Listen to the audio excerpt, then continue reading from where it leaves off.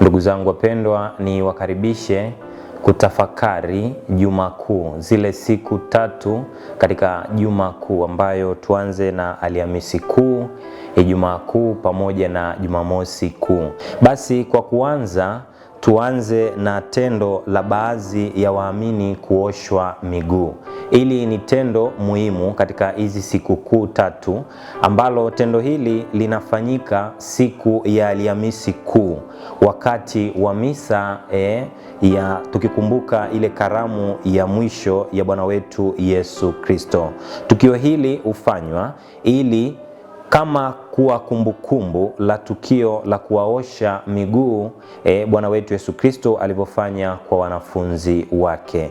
Tunasoma katika Injili ya Yohane sura ile ya 13 aya ya kwanza hadi aya ya 20.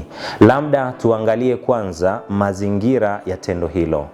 Wayahudi walikuwa wakivaa malapa au kanda mbili ambazo zilikuwa na kamba walizokuwa wanafunga kwenye kisigino, ili ndala hizo au malapa hayo au kanda mbili zisiweze kuvulika kirahisi. Kutokana na Israeli kuwa ni nchi yenye joto kali, mara nyingi miguu iliwaka moto na kutoa jasho jingi, iliyosababisha miguu kutoa harufu mbaya.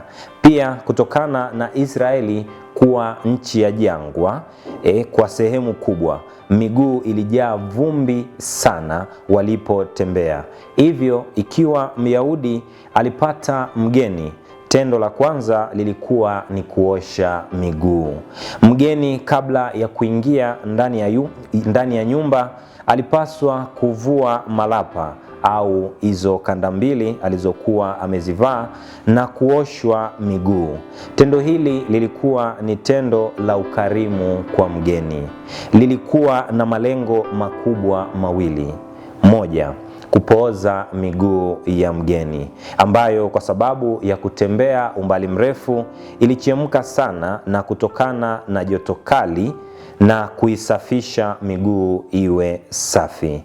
Kutokana na kupata vumbi kubwa, maana Israeli ni jangwa, kama familia anayoingia mgeni ilikuwa ni familia ya watu wa kawaida, basi wenyeji walichota maji na kumpatia mgeni yule, na mgeni yule alinawa miguu yake na kujisafisha. Lakini kama familia ilikuwa ni familia ya kitajiri, basi mtumwa ama mtumishi ndiye aliyechota maji na kuiosha miguu ya mgeni na kuibusu mara baada ya kuifuta kwa kitambaa.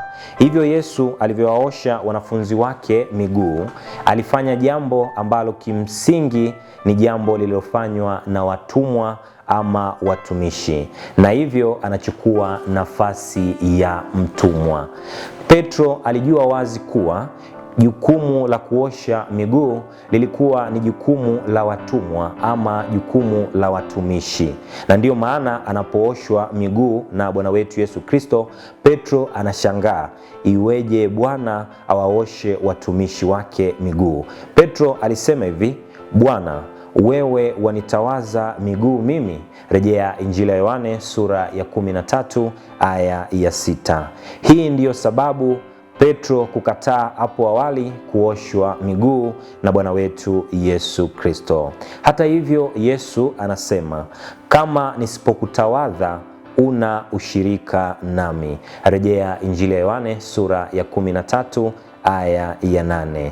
Tendo la Yesu kuwaosha miguu wanafunzi wake lilikuwa na maana kubwa tatu.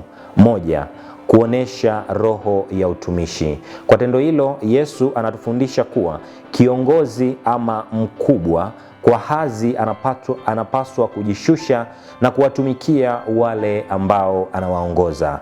Viongozi hawapaswi kubaki juu kama matawi ya miti, bali wanapaswa kushuka chini kama mizizi ya miti na kuwatumikia watu. Yeye mwenyewe alisema, bali mtu yeyote anayetaka kuwa mkubwa kwenu na awe mtumishi wenu. Rejea Injili ya Mathayo sura ya 20 aya ya 26. Mapadre tunapaswa kuwatumikia watu na sio sisi kujigeuza miungu watu na kutumikiwa kama wafalme. Wazazi kadhalika wanapaswa kujibidisha kutumikia familia zao. Wanandoa nao wanapaswa kutumikiana wao kwa wao na sio kutazama kama mkubwa au mtumwa, bali kila mtu anapaswa kumtumikia mwenzake na kumhudumia. Kimsingi, kila mtu anapaswa kuwa mtumishi wa mwingine. 2. Kuonesha roho ya unyenyekevu. Ni tendo la unyenyekevu mkubwa sana kujishusha na kuosha miguu ya watumwa ama watumishi, kwa sababu ilikuwa ni kazi iliyodharaulika na ilikuwa ni kazi ya watumwa ama watumishi. Kazi ya kuosha miguu ilikuwa ni kazi duni kuliko kazi zote miongoni mwa Wayahudi. Rejea kitabu cha kwanza cha Samueli sura ile ya 25 aya ya 41. Hivyo kwa hali ya kawaida kazi ya kuosha mguu mtu si kazi ya wale ambao walikuwa ni watu wanaojiweza, bali ilikuwa ni kazi ya watu ambao walikuwa wanaonekana duni, watumwa, na wakati mwingine ilifanywa na watoto ama wanawake. Hivyo kwa tendo hilo Kristo anajishusha, anajinyenyekesha na kuonekana kama mtumwa ambaye anaosha miguu. Hata maandiko matakatifu yanadokeza hali hii ya Kristo kujifanya mtumwa. Kristo ambaye yeye mwanzo alikuwa ana namna ya Mungu, naye akuona kule kuwa sawa na Mungu ni kitu cha kushikamana nacho, bali alijifanya kuwa hana utukufu, akatwaa namna ya mtumwa.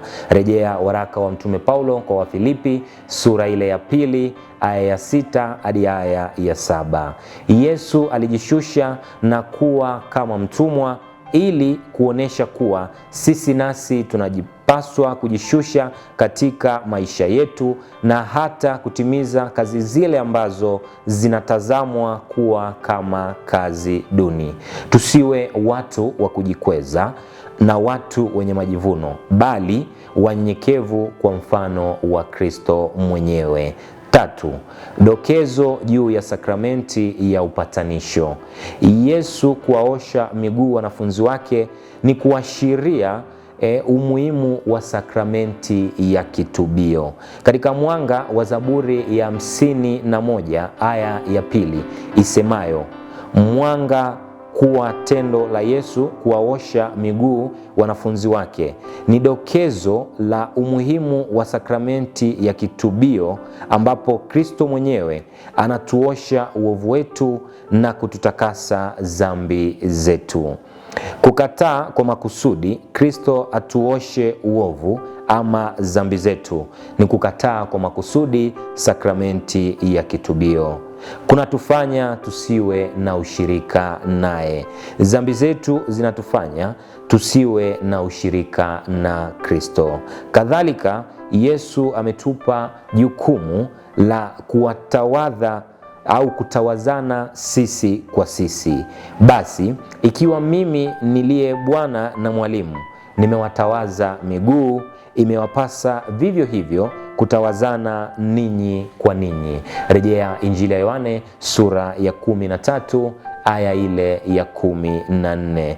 Hivyo kwa nafasi ya kwanza, mapadre wanapaswa kuwatawaza waamini wao kwa sakramenti ya kitubio na upatanisho, na kwa nafasi ya pili, sisi sote tunapaswa kutawazana maovu yetu sisi kwa sisi kwa njia ya kuonyana kindugu na kwa njia ya kukemea uovu na kwa njia ya kuombeana uongofu.